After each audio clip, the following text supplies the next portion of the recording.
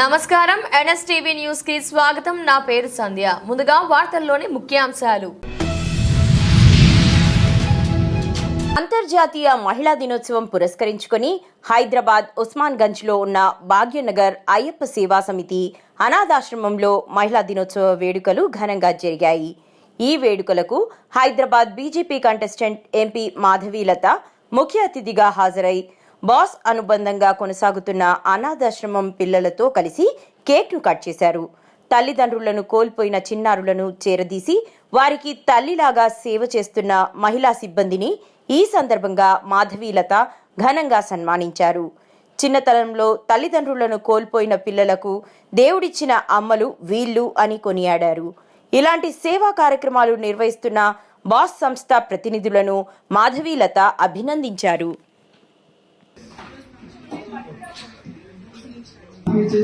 చాలా సంతోషంగా కలిగించిందమ్మా. Thank you very much. So first programme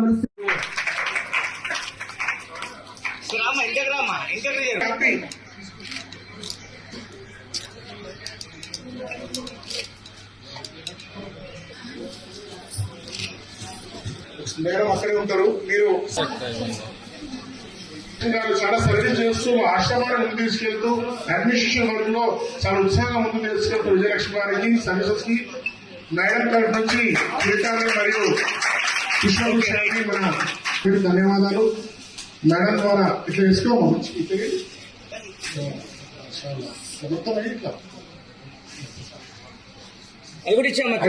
actually madam చెప్పిన దాని పవర్ అనేది ఉంటుంది. మన సంస్థలో పిల్లల విషయంలో కేంద్రీకరంగా ఉంటూ సమస్యను వీళ్ళు బ్యాస్ గ్రూప్ అంటారు. అయోధ్యలో నిర్మిస్తున్న రామాలయానికి ఒక పెద్ద ట్రక్తో బియ్యము వంట సామానంతా పంపించడానికి చాలా మంచి మనసుతో నన్ను పిలిచారు వీళ్ళు ఇనాగరేషన్కి. అలా దినదిన ప్రవర్ధమానంలాగా ఆ ఒక్క ట్రక్కుతో ఆగకుండా ఆ ట్రక్కు ఎంత ధాన్యము భోజన వసతిని తీసుకెళ్ళిందంటే మొత్తం 30 నుంచి 40 వేల మంది కోసం బయలుదేరింది. అది కానీ అక్కడతో అది ఆగకుండా సాక్షాత్తు అన్నపూర్ణాదేవి వడ్డించే అన్నంలాగా రోజుకి 60,000 70,000 మందికి భోజనం పెట్టే స్థాయికి వీళ్ళు పంపించడం చాలా హర్షణీయ విషయం, అంటే ఆనందించవలసిన విషయం. ఇది కేవలం ఒక చిన్న భాగం మాత్రమే. ఇది కాకుండా వీళ్ళు చిన్నారులు, చిన్న చిన్న పిల్లలు, పెద్దవాళ్ళు చేసే తప్పులకి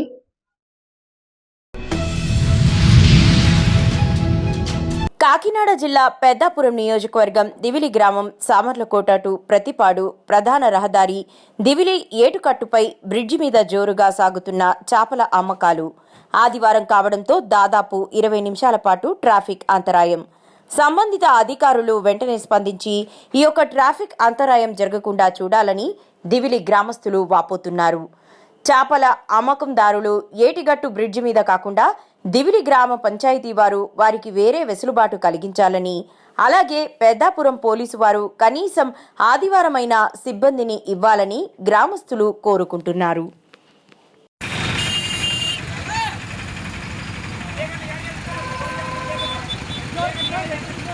దేనికి ట్రాఫిక్ ఎందుకు జామ్ అయిపోతుంది? చేపల కోసమా? ఈ చేపలు ఆదివారం చేపలు కొనుక్కోవడం కోసమా? చెప్తాను చేపల కోసం ట్రాఫిక్ జాము వెళ్తాను. అదే అంతా తీయాలి.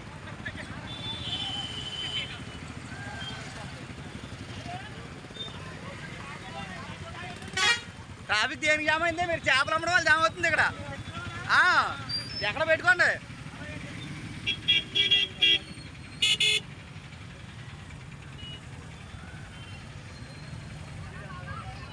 దేనికి ఇక్కడ ఎందుకు పెడుతున్నారు మీరు? ఇంత ట్రాఫిక్ జామ్ అవుతుంది మీ వల్ల. ఏం తమ్ముడా ఎక్కడ పెట్టండి, ఎక్కడ పెట్టినారు మీరు కేసు పంచాయతీ వాడు. మరి దారుణం, ఎంత దారుణమా ఇది ఉన్నదేమో ఇంత బ్రిడ్జిని, ఇందులో పొలమో ట్రాఫిక్ జామా.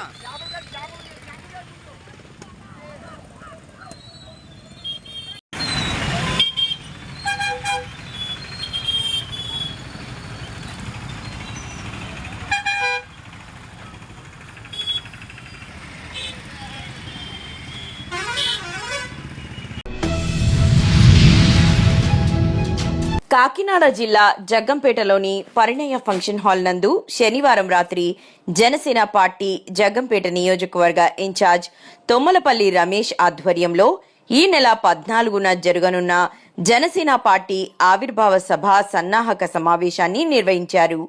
ఈ కార్యక్రమానికి రాష్ట్ర పౌర సరఫరాల శాఖ మంత్రి నాదెండ్ల మనోహర్, కాకినాడ రూరల్ ఎమ్మెల్యే పంతం నానాజీ, కౌడా చైర్మన్, జనసేన జిల్లా అధ్యక్షుడు తుమ్మల బాబు, జగ్గంపేట నియోజకవర్గం ఆవిర్భావ సభ కోఆర్డినేటర్లు అక్కల గాంధీ, శ్యామ్ సుధాకర్ రావు హాజరయ్యారు.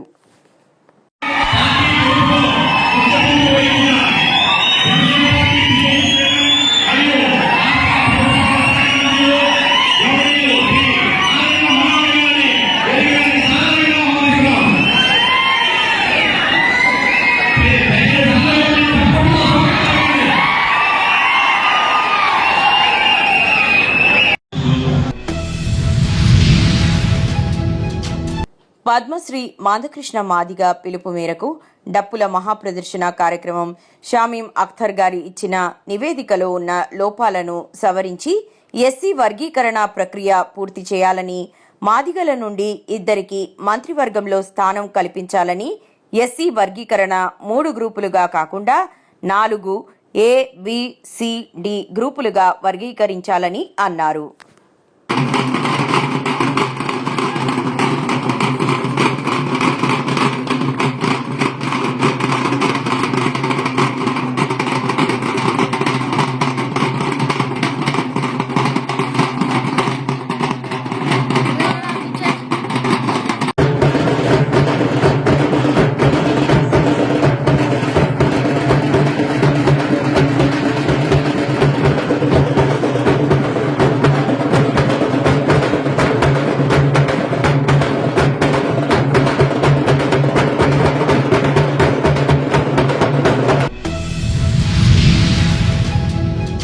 విద్యుత్ షార్ట్ సర్క్యూట్తో ఇల్లు దగ్ధమైంది.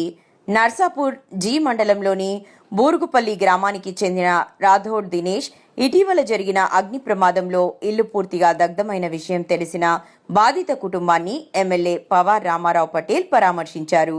అగ్ని ప్రమాదానికి కారణాలు అడిగి తెలుసుకున్నారు. కాలిపోయిన ఇళ్లను పరిశీలించారు. సుమారుగా నగదు 4 లక్షలు, వస్తు సామాగ్రి 4 లక్షలు విలువగల ఇల్లు కాలి బూడిదైన వారి కుటుంబం ఆయన వద్ద బోరున విలపించగా ఆయన బాధితులను ఓదార్చారు. వారికి మనోధైర్యం నింపారు. బాధిత కుటుంబానికి ప్రభుత్వం దృష్టికి తీసుకువెళ్లి ముఖ్యమంత్రి సహాయ నిధి ద్వారా నష్టపరిహారం అందేలా చూస్తానని, వారికి పక్కా ఇల్లు మంజూరు చేయాలని ఆయన సంబంధిత అధికారులకు సూచించారు.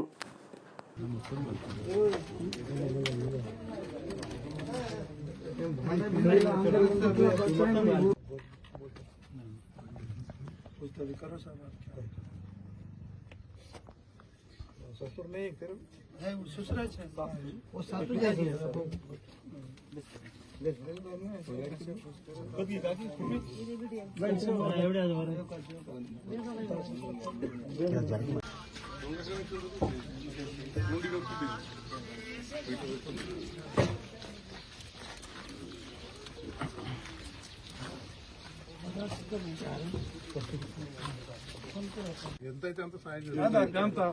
కొత్త ఇల్లు కూడా 5 లక్షలు 6 లక్షలు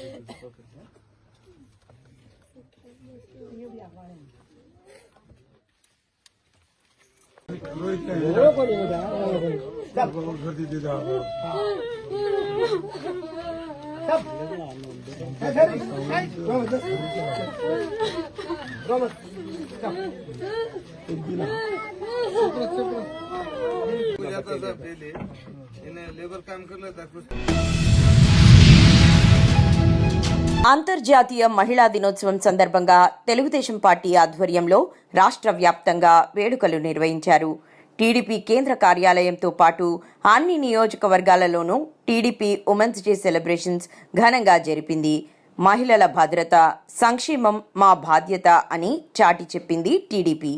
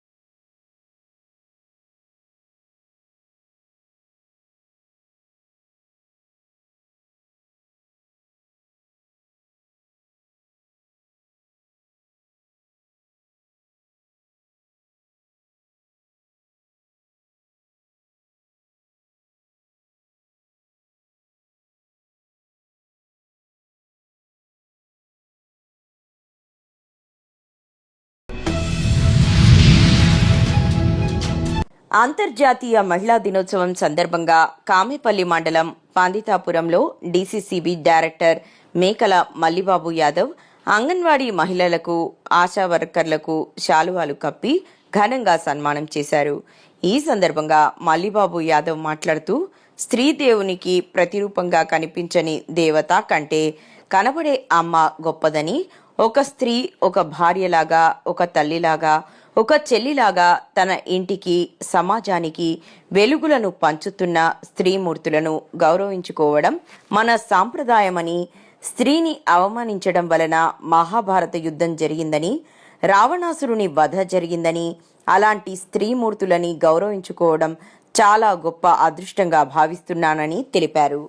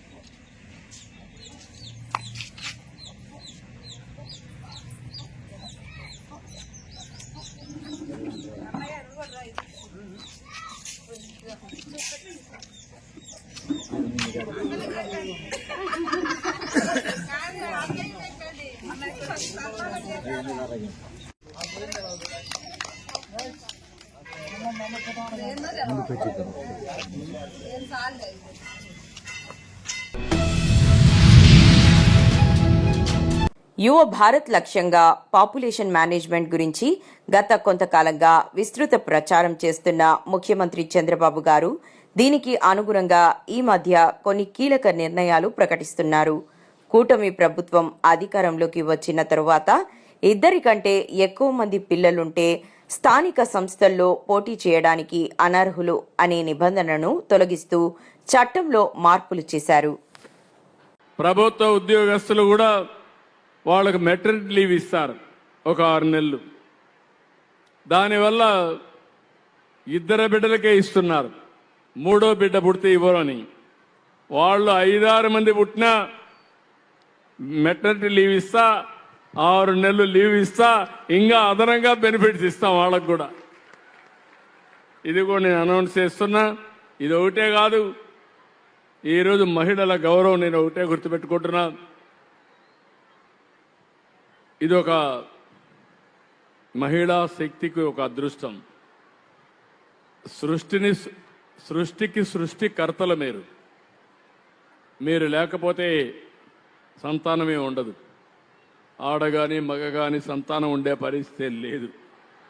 అలాంటి మిమ్మల్ని నేను కోరేది ఏంటంటే భవిష్యత్తులో మనందరం ఫ్యూచర్ని ఆలోచిద్దాం, వ్యాపారాలు చేద్దాం, డబ్బులు సంపాదిద్దాం, గౌరవంగా ఉందాం. అదే సమయంలో జనాభాను కూడా మేనేజ్ చేసే పరిస్థితి రావాలి. నేను అందుకే ఒక మాట చెప్పి పాపులేషన్ మేనేజ్మెంట్ అన్నాను.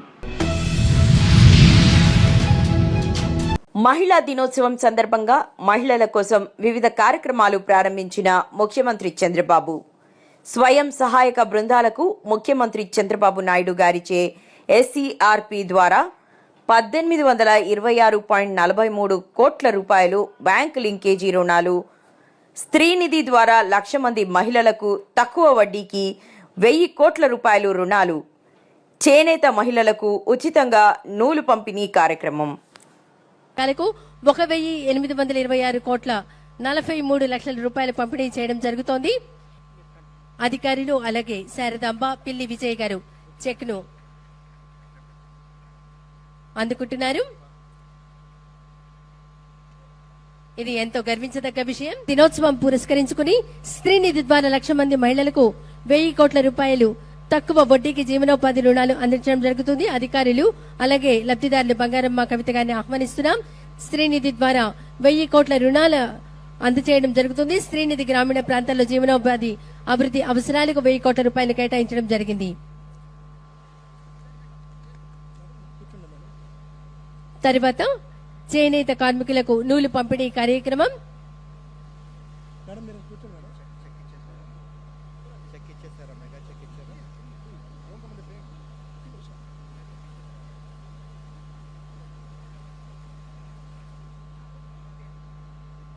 రోహిణి నారాయణమ్మ గారు, నిరుపేదలైన చేనేత కార్మికులు 100 మందికి వారి చేతితో ఆర్థికంగా నిలదొక్కునేందుకు నూలును అందించి వారి జీవనోపాధిని మెరుగుపరుచుకునేందుకు తోడ్పాటు అందించడం జరుగుతోంది.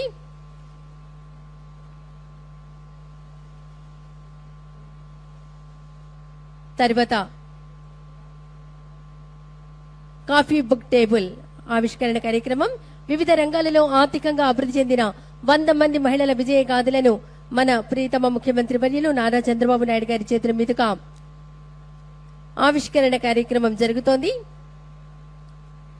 SHG మహిళల 100 సక్సెస్ఫుల్ స్టోరీస్ పుస్తక ఆవిష్కరణ కార్యక్రమం.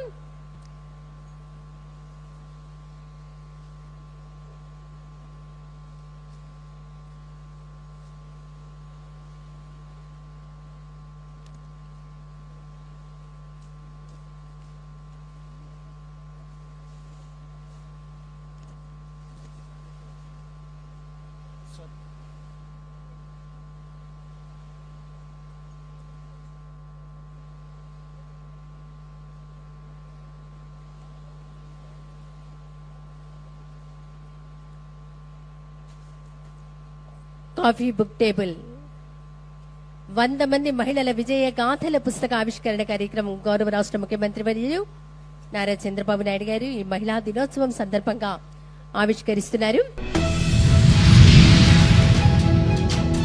కాకినాడ జిల్లా కొత్తపల్లి మండలం కొమరగిరి లేఅవుట్ 2లో అప్పటి ప్రభుత్వం పేదల ఇళ్ల స్థలాల కోసం 71 ఎకరాలు సాగు భూములు కొని 31 ఎకరాలు లేఅవుట్ చేసిందని, అంతలో ఎన్నికల కోడ్ రావడంతో ఇప్పుడు ఆ ప్రభుత్వం భూమిని కొంతమంది సాగు చేసుకుంటున్నారని, మిగతా 31 ఎకరాల భూమిని కొంతమంది కబ్జా చేస్తున్నారని, దీనిని కాపాడాలని రాష్ట్ర డిప్యూటీ ముఖ్యమంత్రి పవన్ కళ్యాణ్ గారిని సిపిఐ రాష్ట్ర కార్యదర్శి వర్గ సభ్యులు డేగా ప్రభాకర్ విజ్ఞప్తి చేశారు. అక్కడ నుంచి ల్యాండ్ చూద్దాం. తమ్ముడు ఇంకా వెనకాల, తమ్ముడు ఇంకా వెనకాల వీడియో చేసుకునే వాళ్ళు చేసుకుంటున్నారో బయట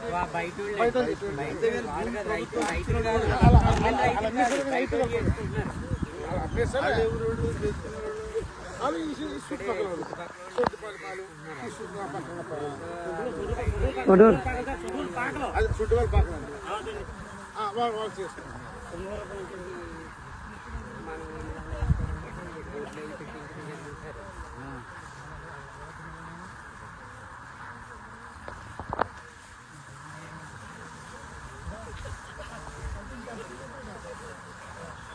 ఇప్పుడు ఏం చేసామంటే మన సిపిఐ పార్టీ మనం ఏం చేసామంటే ఇది